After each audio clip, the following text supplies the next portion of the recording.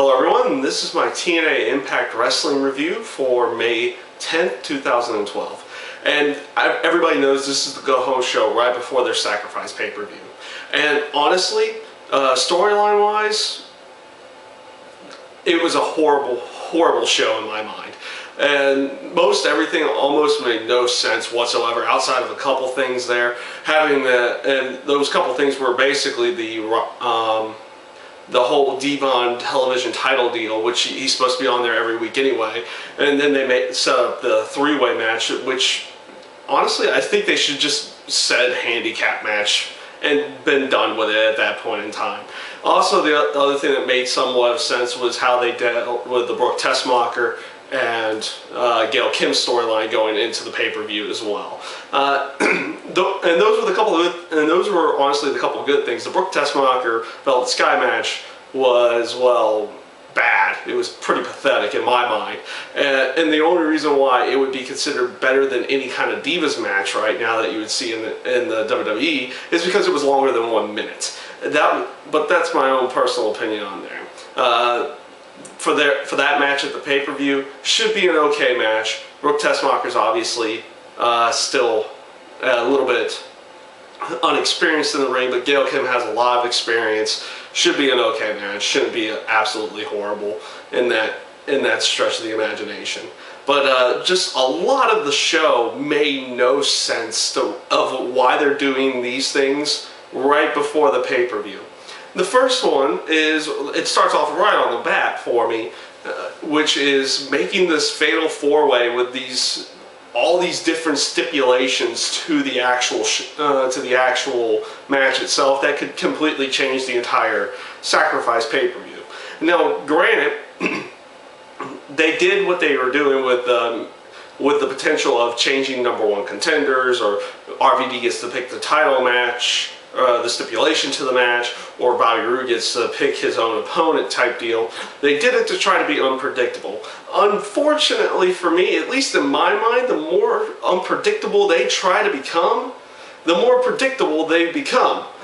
And because in this sense, you've been advertising RVD versus Bobby Roode for the last few weeks and everything, going into the pay-per-view, you're not going to change the #1 contender going into the pay-per-view.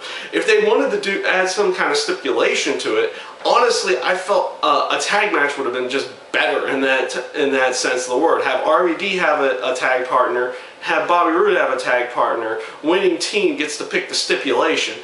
At least in that area, you have a sense that either side can win here versus there's only one person who's going to win this match, period. End of story. And honestly, you don't need to put the whole thing over how much are you willing to sacrifice until the pay-per-view itself.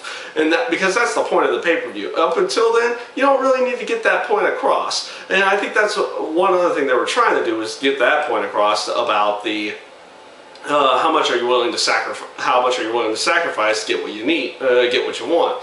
But honestly, they could have left that off for the pay-per-view.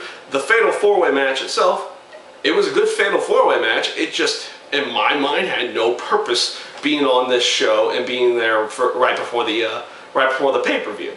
Another thing that makes almost no sense to me is this mixture with Austin Aries and Bully Ray.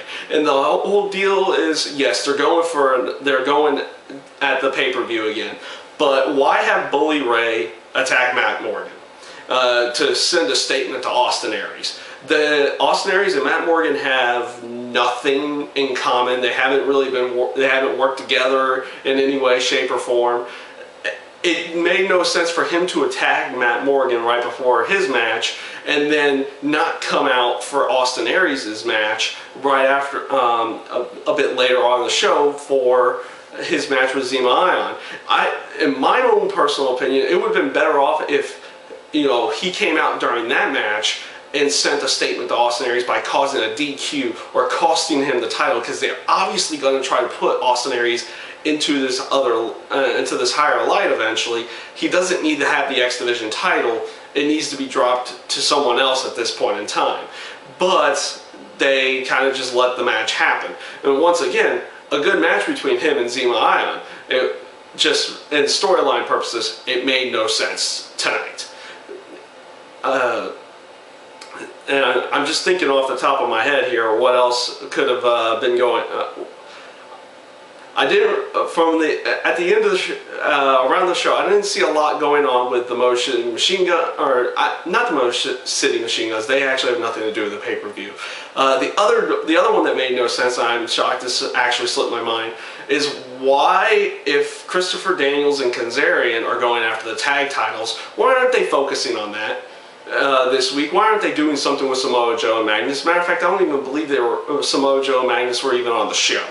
And instead, they do this whole deal with AJ Styles, who's supposed to be focusing on Kurt Angle, but obviously they didn't put any focus on that either going into the pay-per-view. You had a little segment with him talking about Kurt Angle, and then you had another segment with Kurt Angle talking about AJ, and that was it. They did nothing outside of that. And the whole conspiracy angle deal where I guess AJ's has been found to be making out with Dixie Carter or something like that. They have another thing that they're trying to go for, yet they're focusing on a completely different goal and a completely different facet where they could be getting the tag titles, but no, let's worry about screwing over AJ at this point in time. And in that area, it makes no sense to me as well.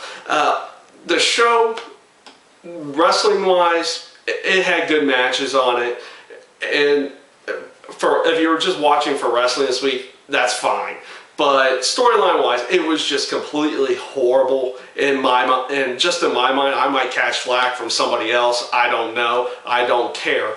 But in my personal opinion, the show this week was horrible. Did a horrible job of setting up for the pay-per-view on Sunday. And honestly, it doesn't make me want to order the pay-per-view on Sunday as it is. I will be doing a review of TNA Sacrifice after it does air on Sunday, and hopefully it will be a good show. I expect at least good matches. It's going to be hard to really consider it a good show, at least in my mind, when I'm not caring too much about many of the storylines going into it to begin with. But those are just my personal opinions. Maybe you'll have a different opinion about the pay-per-view when I get to see it.